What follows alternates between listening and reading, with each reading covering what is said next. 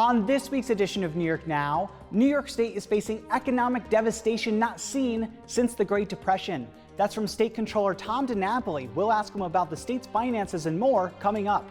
Governor Andrew Cuomo says without help from the federal government, cuts are coming to schools, local governments, and hospitals. We have a significant economic problem in the state. E.J. McMahon from the Empire Center joins me with analysis of the state's economy and what it means for you. Casey Seiler is back with how state spending affects local governments, and Keisha Kluge from Bloomberg Law breaks down the news of the week. I'm Dan Clark, and this is New York Now. Today, the Senate majority will pass a law prohibiting it, and we will take them to court challenging it. Yet another stand for New York and sending a message to the nation. Welcome to this week's edition of New York Now. I'm Dan Clark. New York is broke. Those are Governor Andrew Cuomo's words, not mine. He says the state is facing a $61 billion budget gap if it doesn't get help from the federal government. And we still don't know if that money's coming. The House approved a bill last week with aid for New York, but the Senate has no plans to pass it. And if the state doesn't get that money, Cuomo says he's going to make major cuts to education, local governments, and hospitals. Here's what he said this week. In many ways, they are in control of the state budget this year because we passed the budget, we have a shortfall.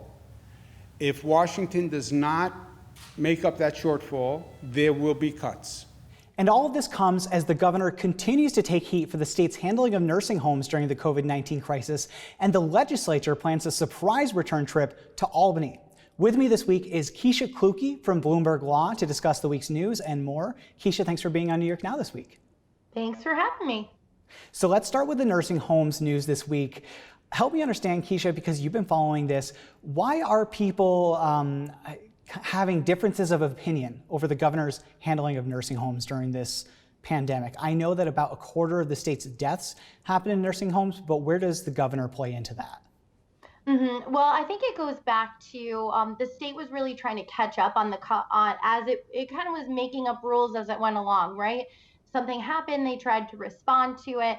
And so a lot of the calls are related to a March 25th letter that went out to nursing home providers that basically said you can't deny a patient entrance to your nursing home just because they're positive for COVID.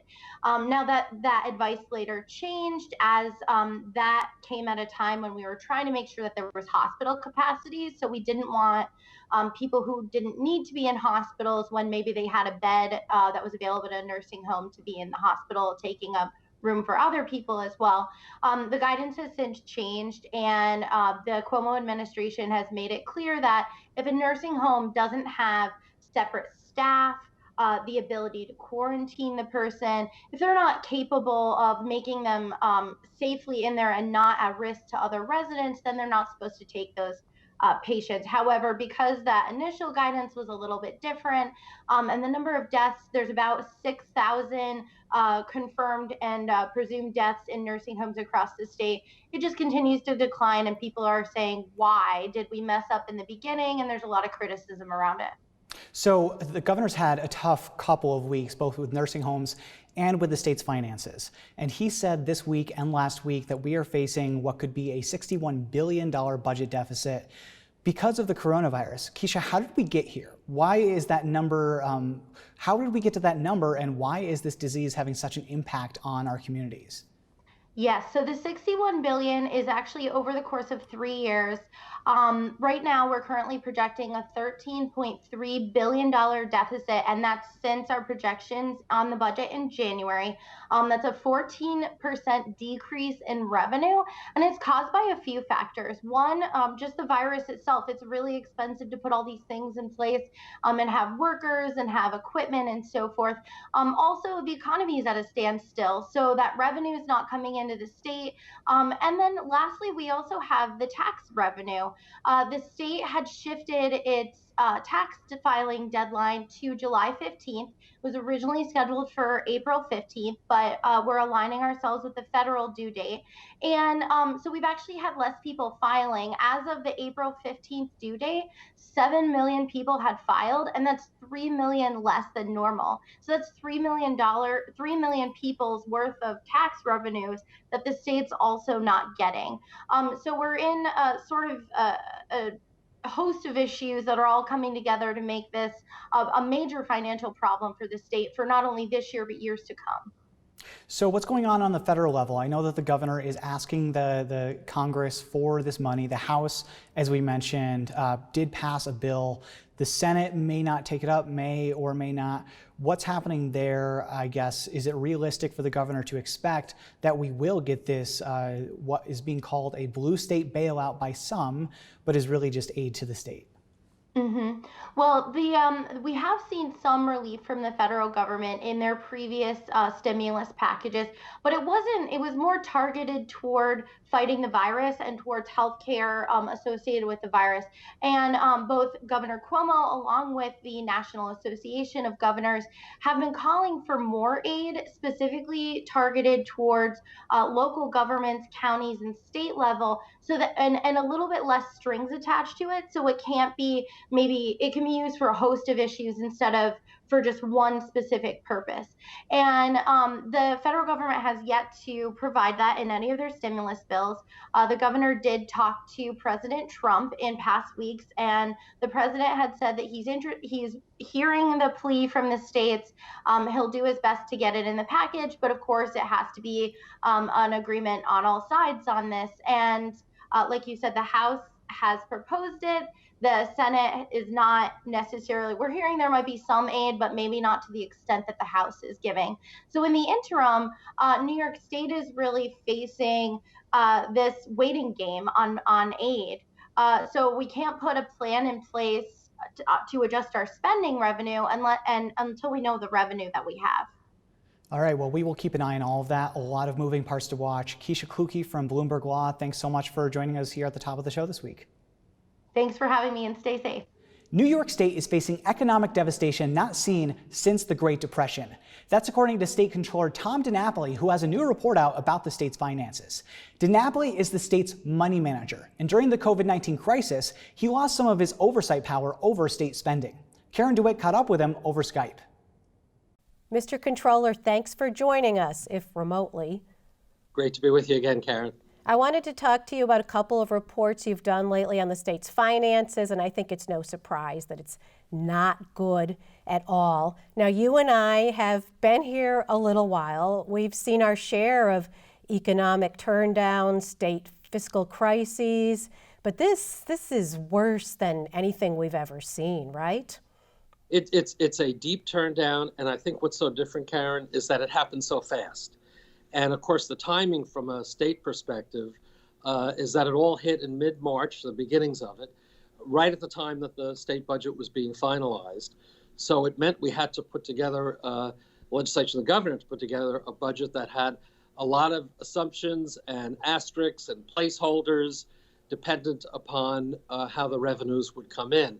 And as we've seen, certainly with the April numbers, what we put out with our what's called the May cash report, which is based on the April figures, a steep drop in revenues year over year, certainly missing the mark for what had been projected in the state budget to avoid triggering possible state budget cuts. So we're all waiting to see how that plays as we move forward. Well, that's right, because the governor and his budget director say that they're going to have to do $8 billion in cuts to schools, local governments, health care, if the federal government doesn't step in and do this fourth federal bailout. What do you think are the chances of that federal bailout happening? And is it really necessary? It is absolutely necessary. And we should also point out a possibility for $1.6 billion in cuts to state agencies as well. So it's an impact, as you point out, at the local level, which really just transfers our budget problems to another level of government. Again, local government being on the front lines of dealing with the crisis of the pandemic. So that's not really an effective solution to balance the state's books on the backs of our local government partners and state agencies, many of which have already been operating, with staff levels, very, very thin staff levels compared to numbers in the past. So it really underscores the importance of that federal aid to come in the form of unrestricted aid for all states, not just New York, but certainly given everything New York's been dealing with, to plug that budget hole so we don't pass our problem on to the local level.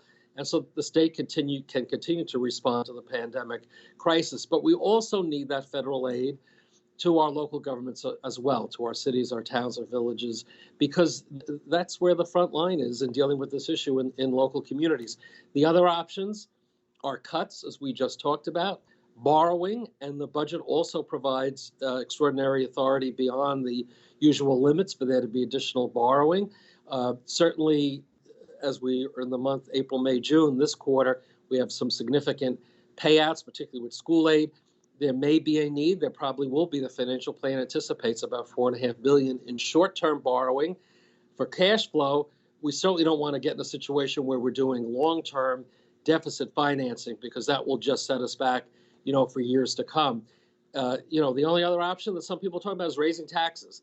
I'm not sure there's much of an appetite for that right now, given the damage to the economy, although obviously people are talking about it, and we'll leave that to the legislature and the governor to sort that out.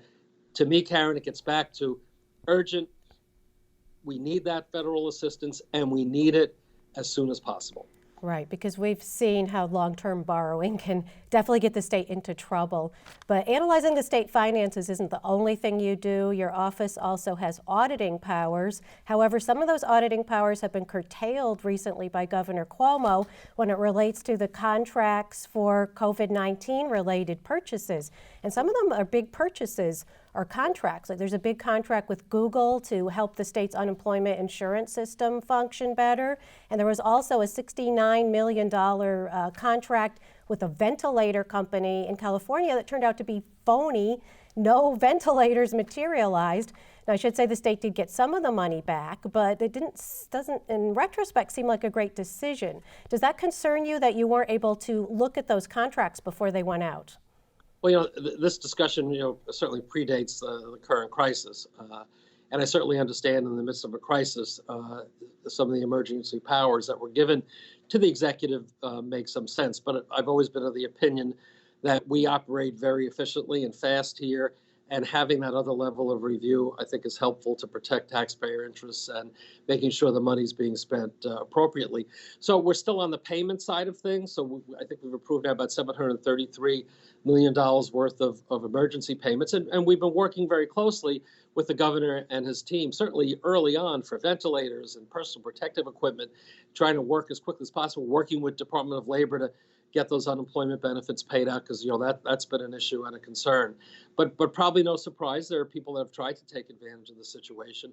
In fact, just this week we announced as part of a joint investigation we were involved with the U.S. Attorney for the Southern District, an individual has been arrested for allegedly trying to present himself as someone who, on behalf of the government, was out there marketing ventilators, and it was all bogus, and basically he was just trying to line his own pockets. That was an example of where the U.S. Attorney's Office reached out to our staff, our investigative staff, and said, can you help us? We think we've got a possible fraud here. And so, that's what the Controller's Office is equipped to do. So I hope moving forward, that kind of responsibility will be reinstated for us to be part of the process of vetting and accountability. So you think if you had those pre-audit powers, would any mistakes been averted, looking back at what happened now? It's always hard, Karen, to answer something like that, because who knows? I mean, one would think that, one would hope that we could have been helpful in that regard. But again, in the face of the real crisis at the beginning, where there was a real concern that we weren't going to have adequate supplies in terms of ventilators and masks and gowns and so on, it really was crisis mode.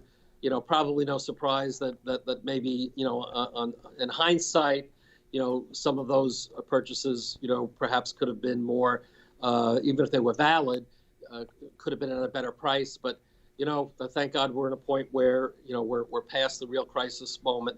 So let's just all take a deep breath and make sure that we're looking out for the taxpayer interests moving forward. That's right. June 6th, this current executive order that the governor has expires. So you would expect to get your auditing powers back at that point. Well, as I said, some of this discussion predates the pandemic crisis. Yes, we don't have enough time in this interview to get into all of that, but they were suspended for several years, and it led to corruption scandals, to put it. Right. So we'll see what happens. We are a ready partner to work with the governor's office and making sure taxpayers are protected in New York. All right. Well, we'll have to leave it there. Thanks very much for your time, and nice to see you. Look forward to being in person again one day. Local governments depend on the state to fund a host of things like essential services and things like mass transit. And just like the state, they're taking a fiscal hit right now because of the coronavirus. With me now is back Casey Seiler from the Times-Union, who's usually with us on New York Now, but has been on a kind of hiatus because of the disease. And he's here to talk to us about how one city in particular is facing this whole pandemic. Casey, thank you so much for being here on New York Now. Dan, it's so good to see you, albeit virtually. Welcome to my attic. Yeah, great to see you and your attic. So you spoke to Albany Mayor Kathy Sheehan about how the city is coping. I'm an Albany resident. You are an Albany resident as well. And there were just a host of things that you guys talked about. What did you want to know from the mayor? The impact of the coronavirus lockdown is going to be like a tidal wave the city has never seen, as is, of course, going to be the case with counties and cities all across the state. They're estimating a 20% drop in state aid. They've already been warned about a 20% drop in tax revenue, and amazingly, an almost 40% drop in departmental income that just isn't going to be there. Right. I just want to listen to that clip quickly about you asking her about state spending and how that affects the city, because I think it's probably reflective of how other local governments are experiencing this. Let's just listen to that really quick. The numbers are, of course, daunting. For the city, it's facing a tax revenue drop estimated at perhaps as high as 20%, a state aid cut that could be 20% as well, and a drop in departmental income of 39%. What is that going to mean for the city over the course of the summer, and indeed all through the year, and perhaps into next year as well? Well, I think that the real challenge, in addition to the impact that it is going to have on our families, on our workforce, on city services, is that at the very time that we need city governments with all hands on deck to get the economy reopened, we're looking at these cuts. And it makes absolutely no sense. The federal government has provided direct aid to people, to cruise lines, to the airline industry, to businesses, all of which is needed. I'm not suggesting that that wasn't necessary, but our state and local governments are what we need to have on hand, and everybody working to get the economy reopened. Okay, so Casey, where can people watch that whole interview between you and Albany Mayor Kathy Sheehan? They can watch that on the Times-Union's Facebook Live page, where we have been doing every weekday 1 o'clock live chats. They began very raw with essentially journalists or editors just kind of doing monologues, hoping that everybody was doing okay and talking about their different beats or areas of coverage. Over the course of the last 2 months, we've become a little bit more sophisticated. We can now actually do Zoom interviews with one or two people. So it's provided a way, I think, to connect with our readers in the same way that you've done such a great job connecting with viewers over the course of the crisis. Oh, definitely. Fantastic work by the Times-Union. Casey, we will see you soon. Thanks for being here. Dan, it's great to see you. Stay well. If the state doesn't get any funding from the feds, local governments could be facing funding cuts of up to 20%. Local officials say that will devastate their economies with no way to make up the difference. Here's Broome County Executive Jason Garner this week.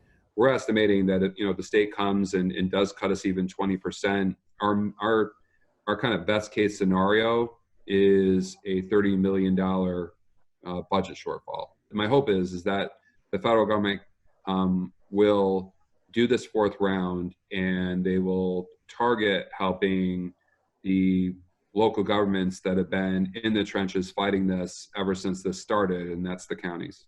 But why are local governments on the chopping block, and what do the state's finances actually look like right now? I called up E.J. McMahon, the research director at the Empire Center, to find out. E.J. McMahon from the Empire Center, thanks so much for being here on New York Now with your perspective this week. You're welcome. So, EJ, we have a financial crisis with the state right now. There's a lot going on. The governor is saying that the federal government needs to give the state billions of dollars, or else he's going to be forced to cut funding to, and he says, schools, local governments, and hospitals. And I think for a lot of people watching the show and reading the news, they're wondering why the governor's going there out of everything else in the state. And you were one of the top, economic analysts in the state. So I'll pose this question to you that I know everybody's thinking. Is there anywhere else that the governor could go for to make up this funding, I guess, that he's lacking? Or is it right for him to really focus in on local government, schools, and hospitals? Well, no, there's nowhere else you can go. The bulk of the budget is in the form of what's classified as local assistance. And in fact, the biggest single chunk of the state budget, over 25% of the state operating funds budget, is school aid. So that is always number one, especially because if you need to save money, especially because school aid is the category of state spending that is most easily and directly controlled by the governor and by the legislature. If you reduce school aid, you can immediately reduce your cash flow. The second biggest, roughly tied with school aid in terms of its share of the total state-funded operating budget, is Medicaid. But the Medicaid program is extremely complicated, has a lot of moving parts, and at its core is a social services entitlement as well. And so it's difficult to quickly wring big bucks out of Medicaid, which has been further complicated by the fact that the governor had a significant Medicaid cost overrun going on before the pandemic crisis, and he's in the process of not completely solving that problem. So he's going to have to make major cuts to the state budget sooner or later. How soon is a function of how much money he gets in the next federal stimulus bill from Washington. So there's this conflict right now, as our viewers know, between the governor and Republicans in the U.S. Senate about that money, which would fund state and local governments, essentially. And Mitch McConnell, the U.S. Senate Majority Leader, has called this a blue state bailout at one point. And the governor's kind of hit back on that, saying, this isn't a partisan issue. But I think McConnell's point was that New York in the past may have mismanaged its finances in a way that put itself in a deficit even before this, like you mentioned. So when we're looking at this situation, is it, McConnell says blue state bailout. The governor says you're going partisan about it. Which is it, EJ? Is it something that we should look at from a partisan perspective, where the state may have been mismanaging its money, or is this funding really needed to help the state through this time? Well, first of all, of course it's partisan. Everything is partisan. When the governor says it shouldn't be partisan, he's being partisan. McConnell is posturing. There's no way the Republican U.S. Senate is going to do, for instance, the massive, almost immeasurably huge giveaway that was in the bill the House Democrats passed last week, which, by their own account, would have given New York State and its local government something like $65 billion, more than half of it for the state, on the basis of which Cuomo might be actually making a profit on the deal. What is going to happen, though, I think that aside from the posturing and the politics, at some point in the next few weeks, probably sometime in June, as the governor has now recently acknowledged, you can expect the Senate and the House to cut a deal, and there will be another round of unrestricted federal aid, the first fully unrestricted federal aid for states and local governments. I'd be willing to even go out on a limb and predict that what New York State gets will probably be in the neighborhood of what the governor actually needs to balance his budget this year only, which would be in the neighborhood of $7-8 billion. Not the sums he's talking about, which are inflated from multi-year levels. But that's only a stopgap. He's got a multi-year problem. Basically now the economy overnight virtually has been knocked to a much lower level of performance than the level of the state spending trend before the pandemic. Right. The comptroller said, just going back to where the state economy is, the comptroller said, I think it was either late last week or early this week, that New York is right now seeing, and I'm quoting from him, economic devastation not seen since the Great Depression. Looking at all the figures that we have right now, I know obviously it's only been 2 months of this COVID crisis. Is that a fair characterization of what we're going through right now and maybe where we're headed in the next few months? Absolutely, that's a fair characterization. I think his description hits the nail on the head. The comptroller is correct. This is by far the most serious economic and financial situation problem that the state of New York and its local governments have ever faced. In fact, you can compare economically the situation to the Great Depression. Maybe it won't turn out to be that bad, but during the Great Depression, government operated on nothing even close to the scale it now has. So this is a totally different situation now, and this is certainly by far the worst economic downturn, the most sudden, the most severe, and the deepest that anyone has experienced in the last 2 lifetimes.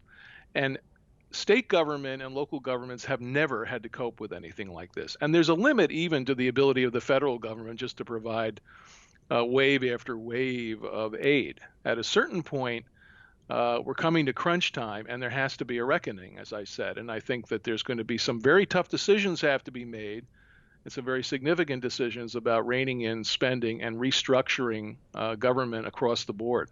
All right, well, we will keep an eye on it here on New York Now. EJ McMahon from the Empire Center, thanks so much for joining us here on New York Now this week. We always appreciate your perspective, making these numbers make sense to our viewers. Thank you very much, Dan.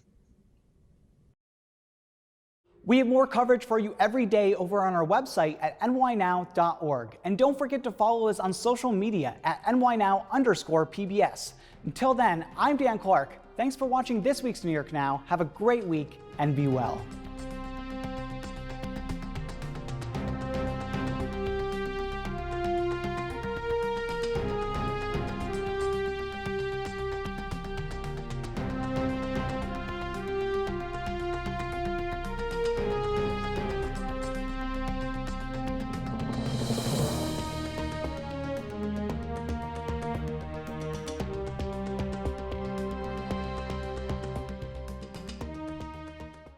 Funding for New York Now is provided by WNET.